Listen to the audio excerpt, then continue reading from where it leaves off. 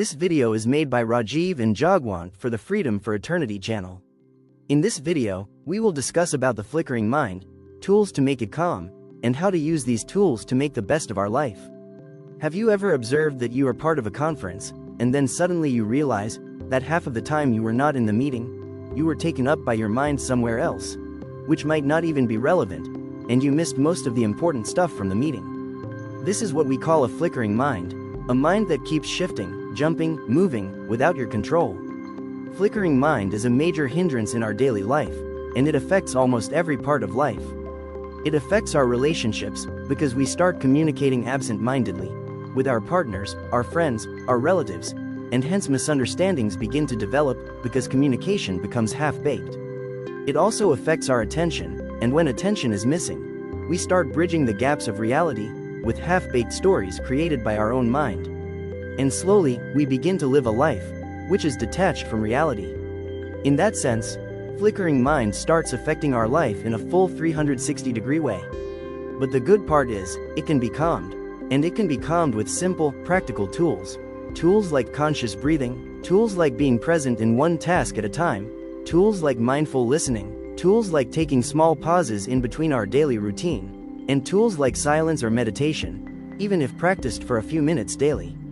When we start using these tools, the mind begins to slow down, settle down, and come back to the present moment. So this video will help you to deal with your flickering mind, to remain more in reality, and to become more calm and peaceful within. And frankly, a small step towards calming your flickering mind becomes a giant step towards your own self. And then, life slowly starts making deeper sense. Have you ever felt that your mind just won't stop? It keeps running, jumping, shifting, like a treadmill that never switches off. Your mind loves to keep you occupied, constantly jumping from one thought to another, like a restless child who refuses to sit still. You may be sitting in a conversation, physically present, looking at the person, even nodding your head. But mentally, you are somewhere else. You're planning what to cook for dinner.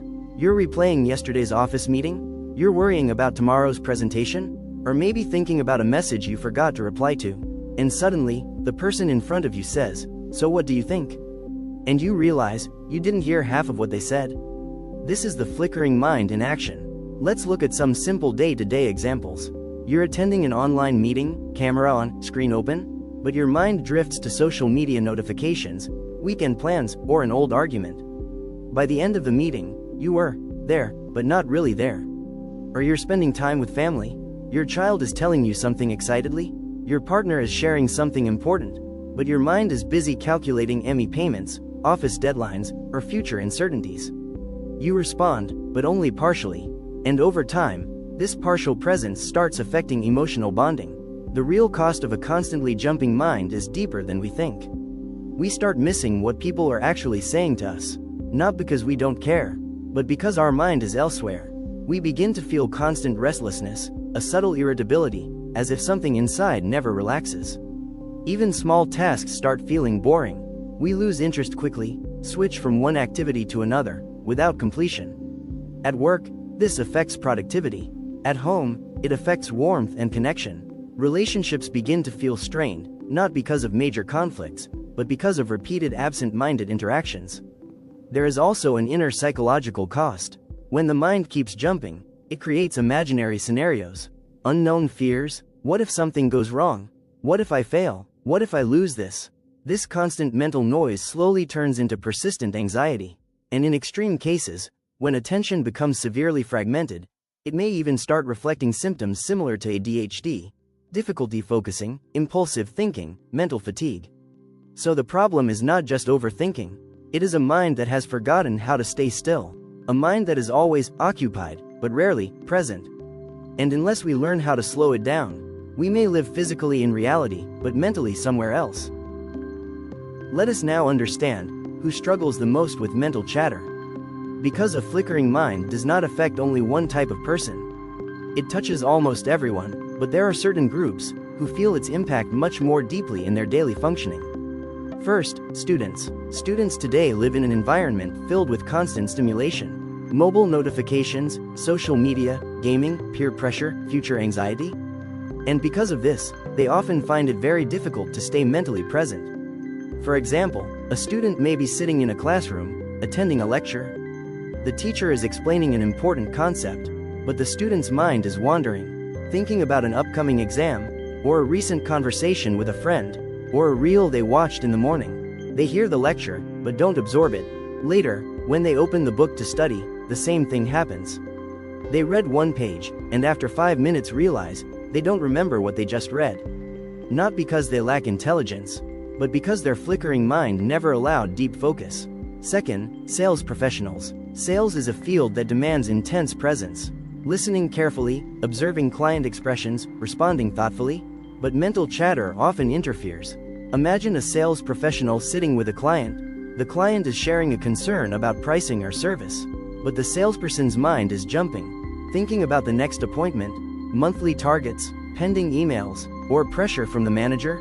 Because of this internal noise, they miss crucial emotional and verbal cues from the client. And sometimes, a deal is lost, not because of product quality, but because presence was missing in the conversation. Third, trainees. Trainees, whether in corporate roles, technical fields, or skill-based learning, also struggle significantly. Training periods require deep engagement, listening, observing, practicing, retaining. But when the mind flickers, learning becomes shallow. For example, a trainee may be attending an onboarding session. Instructions are being explained step by step, but their mind drifts to relocation stress, performance pressure, or self-doubt. They hesitate to ask questions, miss key details, and later feel overwhelmed on the job. Not because training was insufficient, but because attention was fragmented.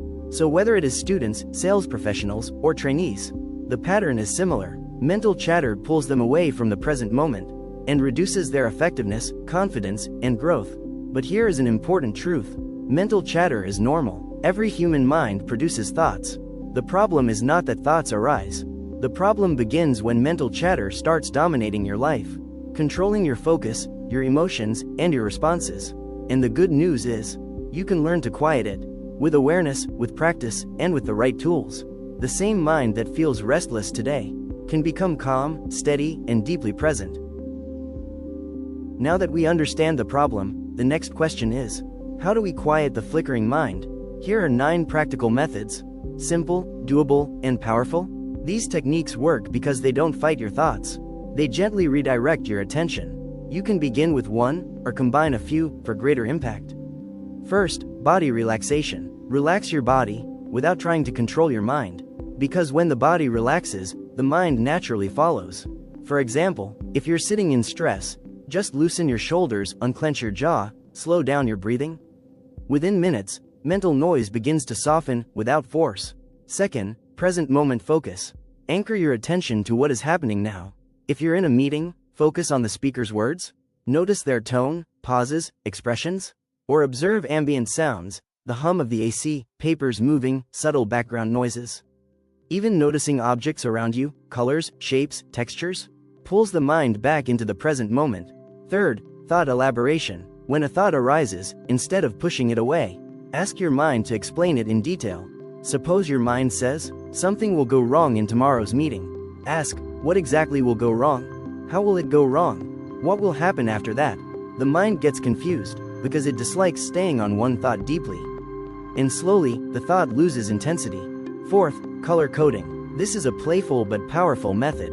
Assign different colors to different types of thoughts.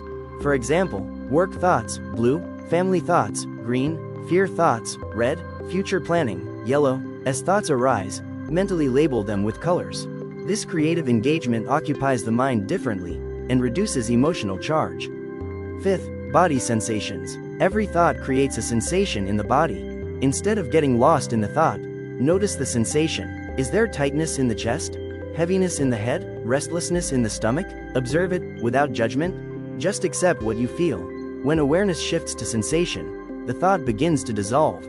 Sixth, suggestive remarks. Use simple internal phrases, like gentle instructions to your mind. Phrases such as, I am relaxed, I am calm, I am in this moment, I am present. For example, if anxiety rises before a presentation, silently repeat, I am calm, I am steady. This redirects mental energy and stabilizes emotional response. Now let us discuss 3 other more powerful tools. Tools that work at a deeper mental level. and help recondition the mind, not just calm it temporarily. First, mantras. Mantras are one of the oldest and most effective ways to anchor the mind. A mantra is simply a repeated sound, word, or phrase. But its power lies in rhythmic repetition. When you repeat a mantra, again and again, your attention gets anchored in the present moment. The mind, which was earlier jumping everywhere, now gets one specific point to rest on. For example, if you silently repeat a sound like Om, or a phrase like peace, peace, or even calm mind, the repetition crowds out scattered chatter. It's like giving the restless mind a single toy to play with, so it stops running everywhere. Traditional mantras work beautifully, but even a simple calming phrase that you emotionally connect with will work. The key is rhythm and consistency. Second, affirmations. Affirmations work on the principle that whatever you repeatedly tell your mind begins to shape your mental reality. They are positive statements that gradually reshape your thought patterns. For example, if someone constantly feels distracted, they may begin affirming, "My mind is becoming calmer. I choose focus. I am mentally steady. I complete what I start." At first, the mind may resist, but with repetition, new neural pathways begin forming. It's like reprogramming the internal software of your thinking. You can write affirmations, say them aloud in the morning, repeat them before sleep, or even think them silently during the day. The method is flexible, but consistency is what creates transformation. Third, NLP Swish method. This is a powerful technique from neuro-linguistic programming, designed to replace unwanted mental patterns with preferred ones. Here's how it works. First, visualize your scattered mind state. See yourself distracted, restless, unable to focus. Make that image clear. Then, quickly, swish it away, as if wiping a screen, and replace it with a new mental image. An image of your calm, composed, deeply focused self. See yourself sitting steady, listening fully, working with clarity, feeling peaceful. Now repeat this mental swap. Again, and again, and again. Scattered image right pointing arrow, swish right pointing arrow, calm image. Over time, the brain begins to adopt the new pattern automatically. Because the mind learns through repetition of imagery, just like it learns through experience. So whether it is mantras, affirmations, or the NLP Swish method, all three tools help in redirecting, reconditioning, and stabilizing mental energy. They don't just quiet the mind for the moment, they train it to remain calm by default. Because ultimately, a peaceful mind is not created by chance, it is created by practice. And the more you train your mind, the more it begins to serve you, instead of scattering you. Now let me share yet another technique, but this one is more participative. It requires your deeper involvement. For this method, sit relaxed, if possible, away from distractions, alone, somewhere quiet. Even 5 minutes is enough to begin with. And one important thing, during this process, don't get agitated, don't get angry with yourself. Because at times, the mind will try to take control again. Thoughts will pull you away, and whenever you realize this happening, don't blame yourself, don't feel defeated, and don't fight with your mind. Just gently bring your attention back to the method. That gentle return is itself the practice. I have kept this method separate because it is meditative in nature and requires more inner involvement than the earlier tools. The mind as a room. Imagine your mind as a room, a quiet room with 2 doors. You are sitting inside, on a comfortable couch, relaxed, aware, at ease. Now imagine, people are passing through this room. They enter from one door and exit from the other. They glance at you, but they are not really interested in you, unless you engage with them. These passing people are your thoughts, some pleasant, some fearful, some random, some meaningless. They keep entering and leaving. Now here is the secret to dealing with flickering thoughts. Don't engage, let thoughts pass through, like strangers walking through a hallway. If you don't invite them, they won't stay. If you don't talk to them, they will leave on their own. But the moment you try to control them, fight them, argue with them, or suppress them, you have engaged, and now, they sit down beside you. They demand attention. They multiply. So instead, remain seated on your mental couch. Relaxed, observing, but not participating. A fear thought comes, let it pass. A memory comes, let it pass. A worry comes, let it pass. No judgment, no reaction, no conversation, just awareness. At first, this may feel difficult, because the habit of engagement is old. But with practice, you will notice something beautiful. Thoughts begin to slow down, the room feels quieter, and you remain centered, unaffected by the movement around you. This method is the foundation of mental calm, because true peace does not come from controlling thoughts. It comes from not being controlled by them. So sit relaxed, observe, and let the traffic of thoughts pass, while you remain still on your inner couch. Now when your mind flickers, your whole purpose is simple: to bring it back to the present moment, because in the present moment, mind, as a psychological burden, almost ceases to exist.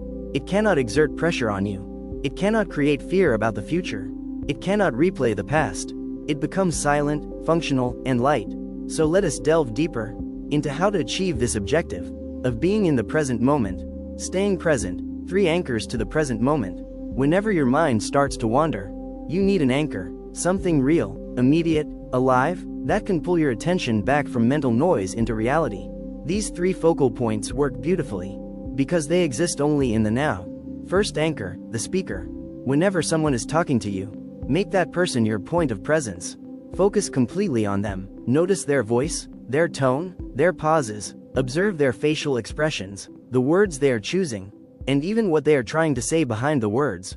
For example, if a colleague is explaining something, instead of preparing your reply in advance, just listen fully. When attention rests on the speaker, the mind has no space left to wander. Listening becomes meditation. Second anchor, present sounds. If no one is speaking, tune into the soundscape around you. Every environment has living sounds: the hum of the air conditioning, distant traffic, birds outside the window, footsteps in the corridor, keyboard clicks, fans, doors, subtle movements. These sounds exist only right now. You cannot hear yesterday's sound or tomorrow's sound. So when you anchor your attention to sound, you are automatically pulled into the present. Third anchor, visible objects. The physical world is always available as grounding support. Absorb your attention in the things immediately around you. Notice the texture of your desk, the color of the walls, the reflection of light, the weight of the coffee cup in your hand, the feeling of your feet touching the floor. When attention settles into physical sensation and sight, mental chatter weakens, because the body exists only in the present. And here is the most important understanding: your goal is not perfection. Your goal is practice. If your attention settles in the present moment, even briefly, you have succeeded. And if it wanders again, that's okay. Don't judge yourself, don't get irritated, just gently bring it back. Again, and again, and again. Because staying present is not a one-time achievement, it is a moment-to-moment returning. And every return strengthens your calm, your clarity, and your inner freedom. So now, let's begin the journey to a calmer mind. Because once you know a little about the flickering mind, and you understand the methods, tools, and techniques to calm it, the next step is to walk the journey. And one important truth to remember is this: quieting a flickering mind is not a quick fix. It is a journey with distinct milestones, and understanding this path helps you stay patient, especially when progress feels slow. The first milestone, recognition. This is the biggest step. Admitting that your mind flickers. Most people don't even reach here. They assume constant thinking is normal. They cannot differentiate between constructive thinking and destructive mental chatter. The day you start observing that my mind keeps jumping unnecessarily, awareness begins, and statistically speaking, this awareness itself is almost 50% of the cure. Because what is seen clearly can be transformed consciously. The second milestone, method selection. This brings another 30% progress. Now that you recognize the problem, you begin choosing tools. Maybe breathing works for you. Maybe mantras resonate. Maybe present moment anchoring helps. Maybe meditation suits you more. You experiment, you explore, you discover what aligns with your mental nature. Because every mind is different and responds differently to different approaches.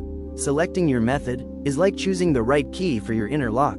The third phase, the iterative process. This is the challenging middle. Working with the mind is never linear. You make progress, then you slip back. You feel calm for a week, then suddenly restless again. You focus deeply one day, and feel distracted the next. This up and down movement is natural. Don't get discouraged here, because this phase is like training a wild horse. Persistence is what creates taming. The fourth phase, resistance. This is where it gets hard.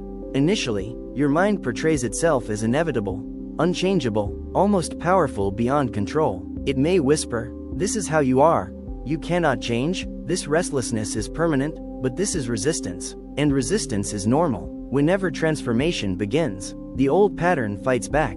Push through this phase patiently, because it is temporary, and then comes the breakthrough, the turning point. This journey may take months, sometimes even a couple of years, but one day, you notice something subtle, yet profound. The chatter has reduced, you are present more often than before, you listen better, you react less, you feel calmer without effort. Situations that once triggered anxiety now feel manageable. This is the breakthrough, not dramatic, but deeply transformative. So remember, calming the flickering mind is not an overnight achievement. It is a journey of recognition, selection, practice, resistance, and finally, breakthrough. And those who stay patient on this path eventually discover a mind that serves them instead of scattering them. So, what success looks like? Now the question arises, when you walk this journey, when you practice these tools, when you stay patient with your mind, what does success actually look like? How do you know that your flickering mind is becoming calm? You begin to notice certain changes, subtle at first, but deeply transformative. You start actually hearing what people say to you, not just words, but meaning. Conversations feel clearer because your presence is complete. When someone speaks, you are there mentally and emotionally.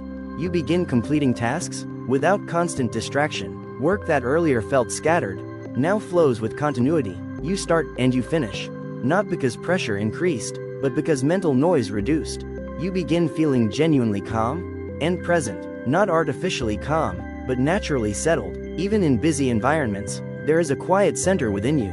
Your relationships improve, connections deepen, because people can feel when you are truly present with them. Listening improves, understanding improves, emotional warmth returns. You also notice reduced anxiety, reduced irritability. Situations that earlier triggered overthinking now pass more smoothly. You respond instead of reacting, and most beautifully, you regain sustained interest in activities that truly matter to you. Reading, creating, learning, working, all feel more immersive because your attention is no longer fragmented.